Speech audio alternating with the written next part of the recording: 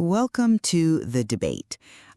Usually, when we picture a massive enterprise HR system, like, say, SAP SuccessFactors, we tend to visualize this physical fortress, right? Right, like reinforced iron gates and, endless corridors of locked filing cabinets. Exactly. And an army of human bouncers guarding the keys.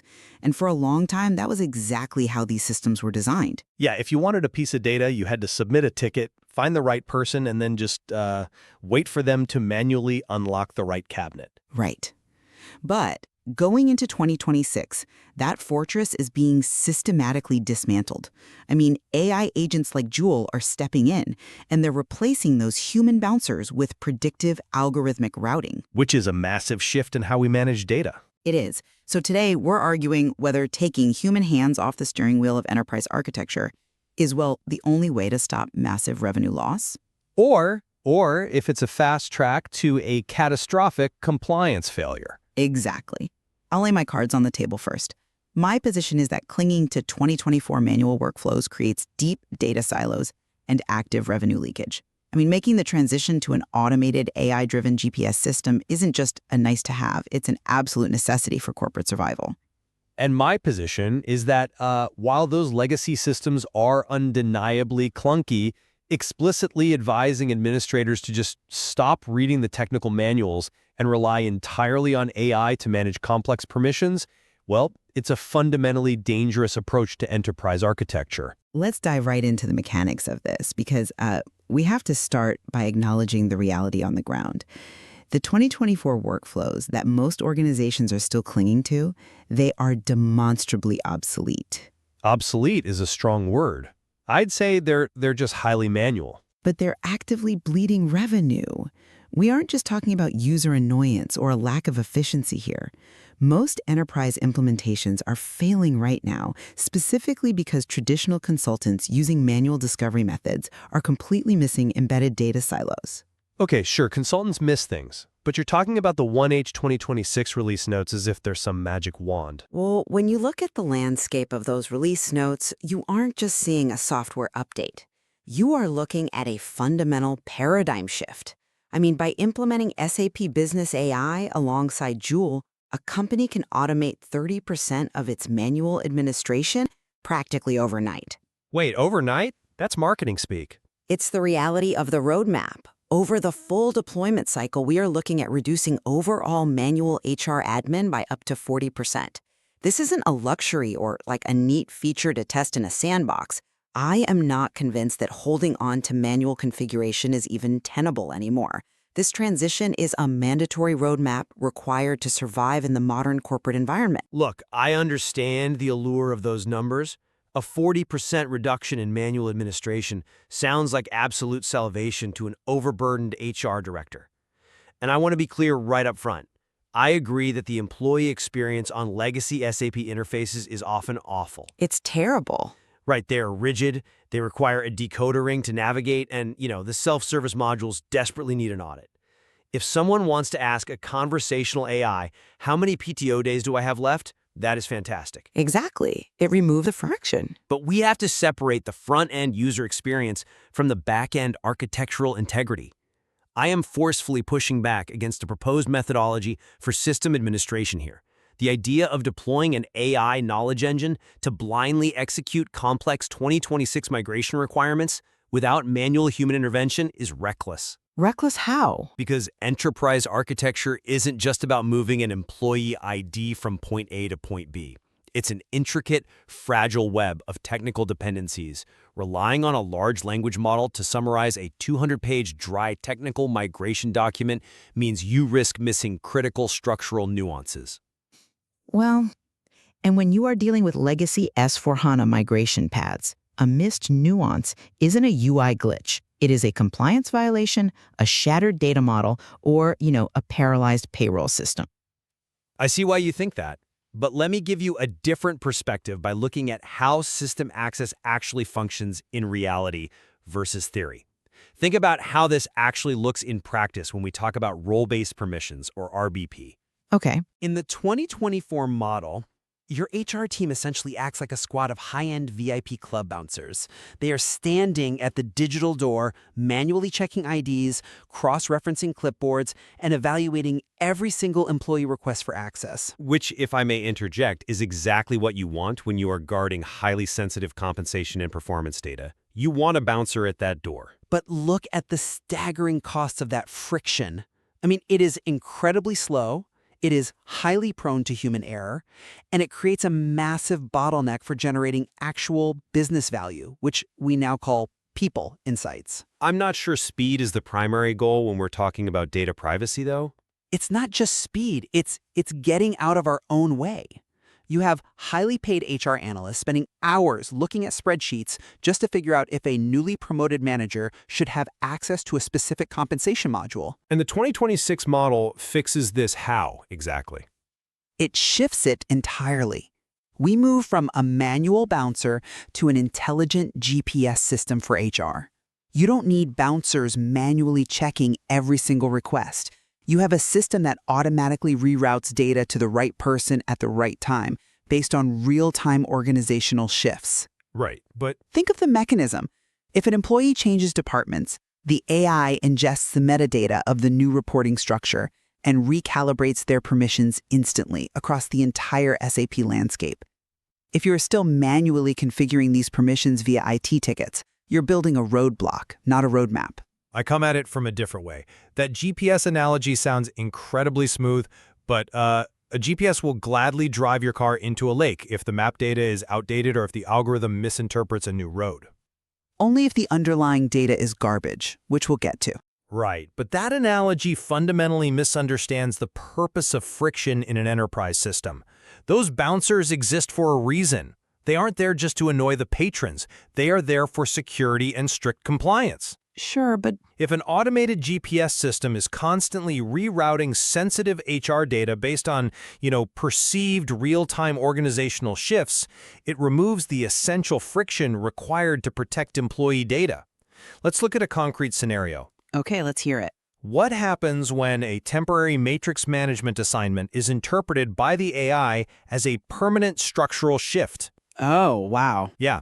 Suddenly, you have a project manager who is granted permanent access to the compensation history, medical leave status, and performance reviews of a colleague they are only supposed to be supervising for 2 weeks on a specific deliverable.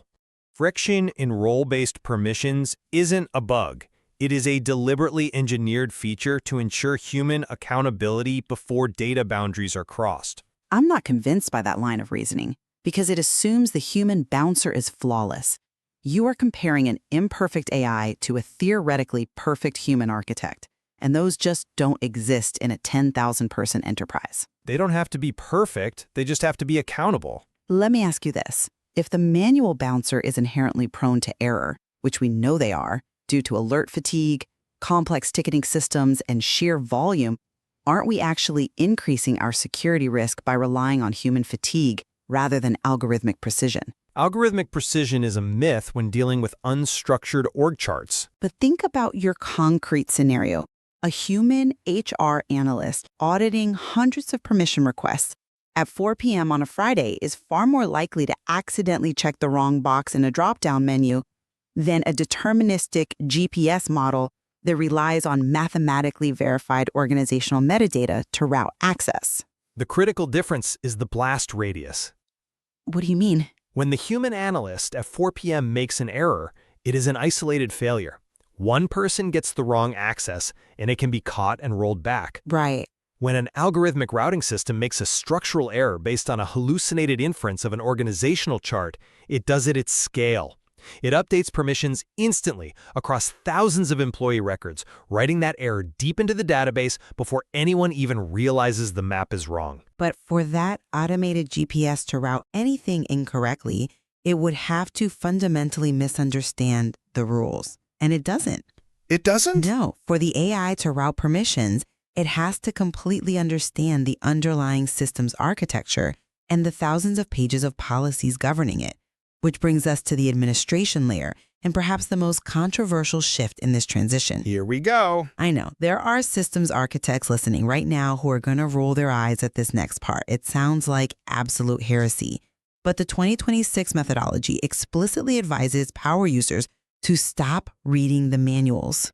It is heresy. It goes against every principle of systems management. It sounds like it, but let's look at the actual mechanism of how this works, rather than just the shock value of the statement. We are talking about uploading a 200-page SAP technical manual into an AI knowledge engine, like Notebook LM. Which is just a fancy chatbot. It's not just dumping a PDF into a generic chatbot and hoping for the best.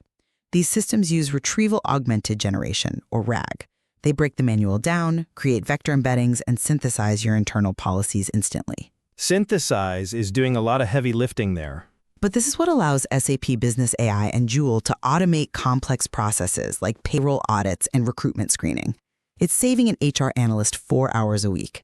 Instead of human beings painfully comparing the 2025 versus 2026 release notes line by line, trying to spot the differences, you use AI to instantly isolate the top 3 features that will actually impact your bottom line. You ask the engine what changed in the compensation module API, and it retrieves the exact paragraph. It elevates the administrator from a manual reader to a strategic editor. It is an unprecedented level of clarity. I'm sorry, but I just don't buy that. Let me tell you why. You are equating algorithmic summarization with technical rigor, and they are fundamentally not the same thing. How so? It finds the exact information you need. Because large language models operate by predicting the next most probable word based on statistical correlations in text. They do not possess a deterministic understanding of enterprise dependencies. When you tell a system administrator to stop reading the manuals, you are telling them to abdicate their intellectual responsibility over the system they govern. They aren't abdicating responsibility. The AI is doing the brute force reading, and the human is verifying the output. But how can they verify the output if they don't know what the AI decided to leave out? Relying on an AI to provide an interactive briefing on complex 2026 migration requirements without manual human reading is a deeply dangerous shortcut. It trades deep comprehension for superficial speed. I think you're underestimating RAG. You mentioned retrieval augmented generation. Let's talk about the mechanics of RAG. To process a 200-page manual, the system breaks the text into chunks. But chunking can easily destroy context. If it's implemented poorly, maybe. If Chapter 2 of the manual says, deploy this update immediately, but Chapter 12 says, unless you are operating a legacy German payroll system, the AI might only pull the chunk from Chapter 2 because it scored higher on semantic relevance to the user's prompt. That's an edge case. A 200-page technical manual isn't dry just to torture the reader. It's dry because it contains edge cases. It contains the exact API deprecation notices that will break your custom integrations. Right. But if the AI decides that a specific schema change isn't in the top 3 features impacting your bottom line, the administrator never sees it. 6 months later, a manager tries to approve payroll on a Friday afternoon, and the system fails to execute because a legacy data field was quietly deprecated, and the administrator has no idea why because they let an interactive briefing do their thinking for them. But what is the realistic alternative in 2026? Having a team of external consultants spend 6 months reading documentation and billing you by the hour while the business bleeds revenue due to delayed implementation? It's called due diligence. The entire reason this shift is happening is because relying on traditional human reading to manage these massive manual workflows is exactly why most implementations are failing right now. No human being can hold the entire architecture of SAP SuccessFactors and S/4HANA in their head simultaneously. The manual human bottleneck is the point of failure. The point of failure isn't reading the manual. The point of failure is bad architecture beneath it. And that leads perfectly into the foundational reality of hidden data silos in legacy S/4HANA migration paths. Right, the silent killers of enterprise efficiency. This is the bedrock of my concern. Why are S/4HANA migrations so famously difficult? It's not because the new manuals are too long. It's because legacy enterprise systems are not clean spreadsheets. They're a labyrinth, yeah. They are the result of decades of custom ABAP code, bolted-on acquisitions, and fragmented databases that nobody has documented since, 2010? Which is why we need AI to parse them. If an organization's data is inherently siloed in that kind of legacy S/4HANA environment, putting a slick conversational AI like Joule on top of it doesn't fix the foundational rot. It just masks it. It doesn't mask it, it exposes it. How? You are basically putting a very polite, articulate layer of paint over a crumbling foundation. If the data underneath is fragmented, the AI is going to confidently give you fragmented, incorrect answers. You cannot conversational AI your way out of bad data architecture. You can't just overlay a chatbot on custom Z tables and expect it to organically understand undocumented corporate history. That's an interesting point, though I would frame it differently. I completely agree with you on the danger of those S4H silos. They are the silent killers. And you are absolutely right that decades of custom ABAP code creates a labyrinth. Good. We agree on something. But that is exactly why the 2026 methodology positions the AI Readiness Audit as the crucial first step before spending another dollar on configuration. The AI isn't there to mask the problem. The AI is the diagnostic tool required to map the rot. But an AI readiness audit still relies on those underlying data structures being visible to the diagnostic tool. If the custom code is completely bespoke, the AI won't know how to parse it. And it will flag that exact invisibility, because the audit specifically identifies where manual tasks can be replaced with automation, which forces the system to map the data flows. Assuming it even sees the flow. When the AI hits a dead end in a bespoke Z table, it highlights the disconnected API. By running that audit, you aren't just blindly overlaying Joule. You are ensuring that the underlying architecture is actually AI ready. It's still a massive assumption of capability. You are aggressively rooting out those hidden silos in the legacy migration paths specifically so that the 2026 workflows can operate. Think about the alternative. The manual approach relies on a human consultant manually reviewing thousands of lines of configuration and hopefully stumbling across the silo before go live. Better a human stumbling than an AI confidently hallucinating. The AI approach systematically scans the environment to highlight exactly where the conversational overlay will fail, allowing you to fix the architecture before deployment. Look, I agree that a comprehensive audit is necessary, but the rhetoric surrounding this transition frames this as a rapid, automated cure-all. Automate 30% of your manual admin overnight. It's the goal. That kind of language, promising overnight transformation of complex, siloed S/4HANA environments by relying on AI to bypass the manuals and remove the human bouncers, is a recipe for catastrophic data corruption. The speed is the enemy of stability here. You cannot rush structural integrity. The speed is the only thing keeping these companies competitive. Let's pull this together because we've covered incredible ground. My view remains that the transition to 2026 workflows is an inevitable reality. It's certainly happening, ready or not. We've established that clinging to manual configuration and human gatekeepers builds a roadblock, not a roadmap. By fully embracing tools like Joule and Notebook LM, HR departments can synthesize complex policies through semantic search, eliminate the agonizing bottlenecks of manual role-based permissions, and achieve that critical 40% reduction in manual administration. Assuming the RAG implementation doesn't miss the edge cases? Yes, it requires a massive shift in mindset. You have to trust deterministic grounding over manual reading. But ignoring the AI capabilities of the 1H 2026 release notes because we are afraid of the speed of algorithmic precision is simply not a viable corporate strategy. The AI GPS is the future, and we have to map the roads. And I maintain that while conversational AI can absolutely improve the clunky front-end self-service modules that frustrate employees daily, the foundational advice being offered for back-end architecture is deeply concerning. The stop reading the manuals part. Exactly. Telling enterprise architects to stop reading technical documentation because an LLM can summarize it, and removing human bouncers from role-based permissions to rely on automated routing invites massive systemic risk. Even with the blast radius argument? Especially with the blast radius argument. When you are dealing with S/4HANA migrations, custom code, and hidden data silos, bypassing manual human intervention is not a strategic advantage. It trades true comprehension for the illusion of speed, and in enterprise data, that is a massive vulnerability. It is a fascinating tension, and I think we clearly have a strong point of convergence here. The 2024 HR workflows are indeed causing lost revenue. The friction of the old systems is universally acknowledged. And, implementations are failing because of those hidden data silos. We both see the disease clearly. Absolutely. The diagnosis of the problem is accurate. The legacy architecture, the manual ticketing, the lack of integration, it is all holding organizations back and costing them millions. But where we diverge, and what listeners must carefully consider, is the nature of the cure.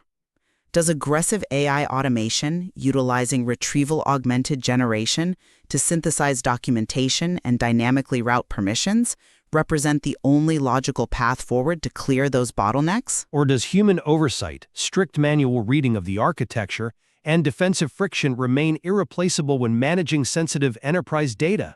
It really brings us back to that opening image. Are we building a modern adaptive nervous system that reacts to the business in real time? Or are we recklessly leaving the fortress doors wide open and hoping the algorithm knows who belongs inside? That is the question every IT and HR leader will have to answer for themselves as 2026 approaches. Thank you for listening to The Debate.